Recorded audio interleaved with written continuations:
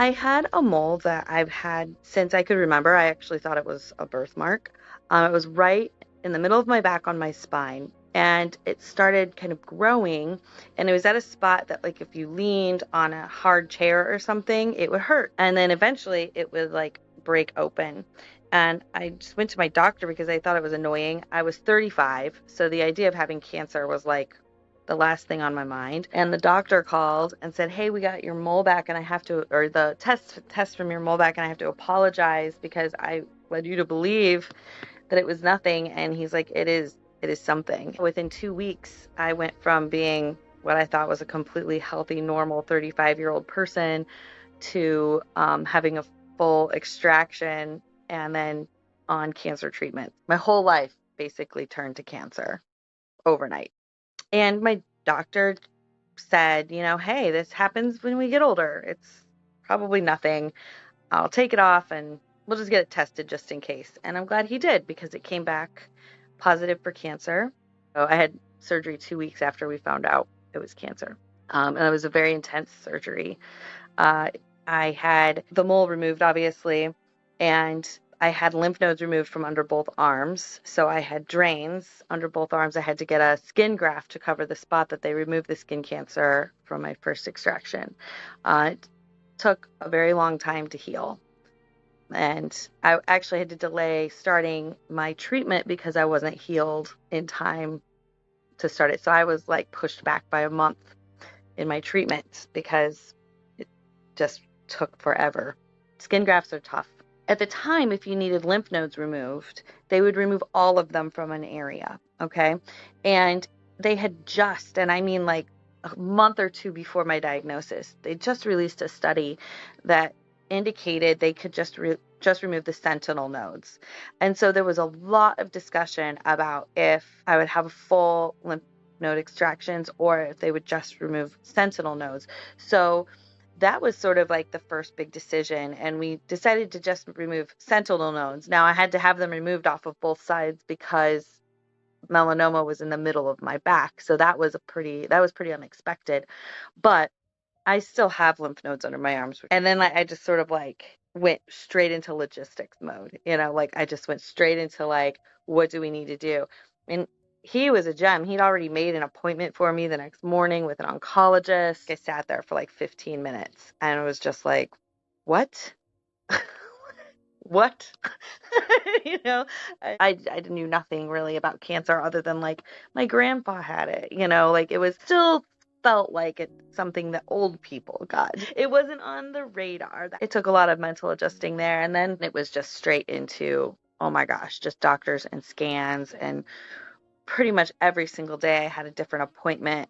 Because I was only 35, they were very worried, and I met with like every kind of oncologist I think you can imagine. They really wanted to make sure they knew what they were working with. After they removed the cancer, my oncologist was like, "Hey, listen, we don't really have anything here that we think would be of particular benefit, but we think you qualify for a research study at the University of Michigan." And so I went up there, I did qualify, and that was for double immunotherapy. And they wanted to see what would happen if they used them together, but it was a double-blind study, so nobody knew who was getting both or just one. But I went every 2 weeks to get infusions. I was supposed to do that for a year. I was very excited. So it was presented to me in a really cute way. My oncologist, I was actually in another waiting room for a different doctor, and my oncologist came over and he's running in and he's like, "I want to show you this study. I really, really think you should consider it."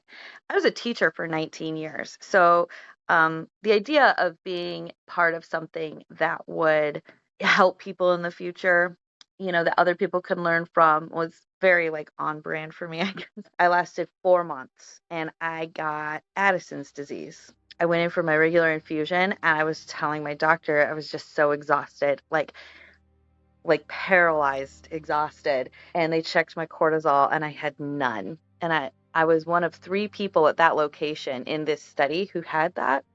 And so they shut the study down and released who got the double immunotherapy, and I was one that did. That's one thing they don't tell you about cancer is the disease is horrible, but the treatment often is equally as horrible, or horrible in a different way. I never expected to get cancer, of course, and then I never expected to have a lifelong disease. This was the day after I had found out I had Addison's disease. It was a very scary day because I got rushed to the ER, and they gave me 450 milligrams of steroids, and then I was on I had to take 200 milligrams of steroids a day. I was basically roided up, okay? And I'd never really been on steroids before, so I was having essentially roid rage. But it was also all of the anger that I was feeling about my whole situation. I got cancer at 35. At the time, my kids were 9 and 12. They were kids. They were not, they were little kids. And then I get Addison's disease. I was so mad. I was so mad. And I just screamed. I was just screaming I was just so angry.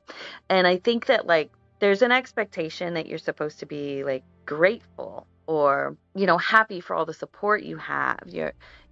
All of these things yeah, I have cancer, but I'm surrounded by love. All of those things are, and they're absolutely true. Absolutely, those things are true. And I hope they're true for everybody who has cancer, truthfully.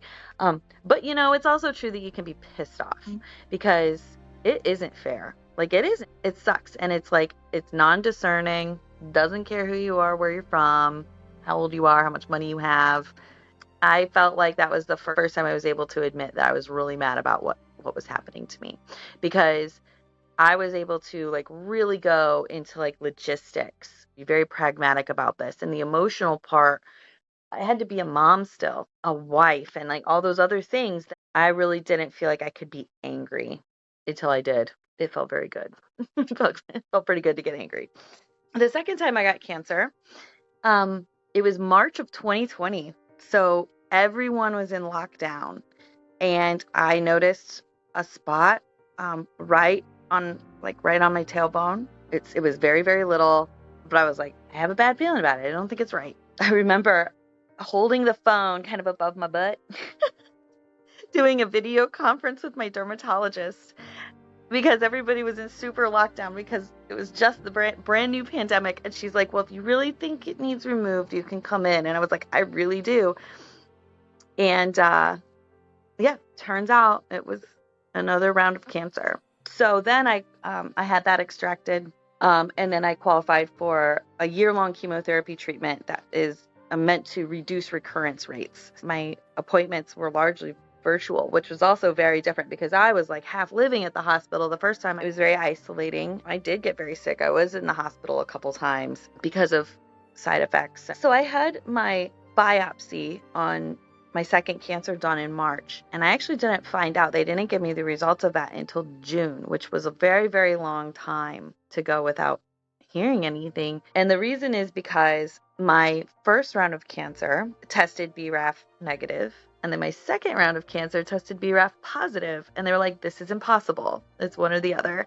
So they had to find my first biopsy and retest it, and apparently it had been tested wrong, and it was in fact BRAF positive, not negative. That distinction indicated, A, that it's hereditary, and B, that I was eligible for the chemo treatment, or the treatments to reduce recurrence rates. I do remember when I found out that cancer was positive a second time, there was a glitch in the patient portal system at the hospital where they would release your records before your doctor got a chance to talk to you. So I got my records. I was like, oh, look, my test results are back. By that time, I was 2.5 years into cancer. I was really good at reading medical reports.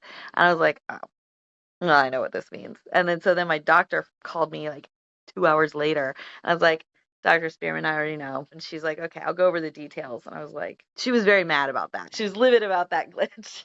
I knew in my heart. It wasn't a surprise to me, at all. It was just let's figure it out. What's next? I was having pain in my left hip, and it just felt like a different pain. It wasn't muscle. It didn't feel like regular pain. And I felt that's when I noticed that little lump in my lymph nodes. I noticed that in mid-May. I was actually in Italy. I was on vacation in Italy when I noticed it the first time. I was like, come on. Like, I guess I'm gonna really enjoy this vacation because I don't know what this is gonna be. So, I did. I really enjoyed that vacation. It went from basically like the size of a blueberry to like the size of a softball in 6 months. So it was pretty aggressive. It's like, no, you gotta have your CT scan first. And then, oh, we're gonna give you an MRI, just blah blah. Oh, yep, you need a PET scan.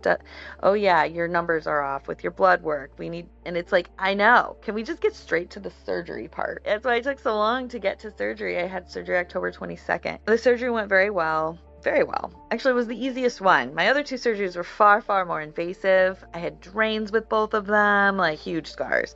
And this third one was like the easiest thing ever. And then I was very disappointed to find out that the only treatment they had available still was the treatment that I had already previously been on for a year. I will not lie. I did not want to do it because it was horrible.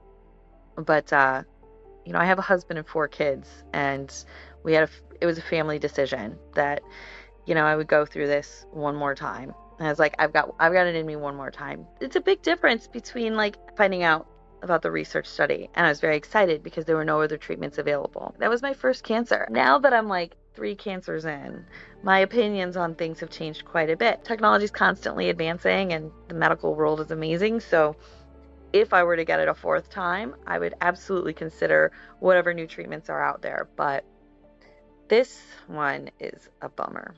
Yeah, and a year of chemo is a long time. It's a very long time. I take pills every day, twice a day. So it's like there's no reprieve. My doctor told me it was stage 4 after I'd had the cancer extracted, and it went for testing and things. And it was like my first appointment back. He was like, yes, it's now stage 4, but you start treatment on November 11th. It was very like almost like an offhanded comment for him. I turn a lot of things into humor, and he also knows that I'm pretty well educated about it. I already knew it was stage 4. I know that should have felt like a way bigger deal than what it did, but I already knew it. When you're in cancer treatments, you sort of like get infusions. You sort of see the same people every, week or 2 weeks. And sometimes those people stop coming. That's not talked about. And the first time I realized that this one lady I'd seen her every time, she wasn't there anymore. And I knew she wasn't getting better. Like, she was still very sick. And it clicked with me like, oh my gosh, she didn't make it. This killed her. This disease killed her. You deal with survivor's guilt, thinking about that loss. You think about those families. You think about the people that sat with them and held their hand. You hear a lot about living with cancer. You don't necessarily hear a lot about dying with cancer, which is very interesting because a lot of people die, but it's not talked about a lot, and it's definitely not talked about in those infusion rooms. I am undergoing treatment for the 3rd time, and I am now on month 7 of another year of chemotherapy. So that is where I am with my diagnosis right now, and all of my scans are clear, so that's a really, really great sign. And it means everything's working great. This isn't going away. This is not a surgery and a treatment and you're done. This is your life. You either got to get over it or you got to get through it. Pick one. I mean, so far I've picked to get through it. What I would say to somebody first diagnosed with cancer is find plenty of people to make food for you, because honestly, like, it's helpful. My kids are great. They are the strongest people. And honestly, like me, I thought me having cancer would wreck them, and it's made them stronger. Cancer made me weak. It made my kids strong. And it was pretty amazing to watch. So if you get cancer young, it's not the end of it. You still have lots of time to be a mom.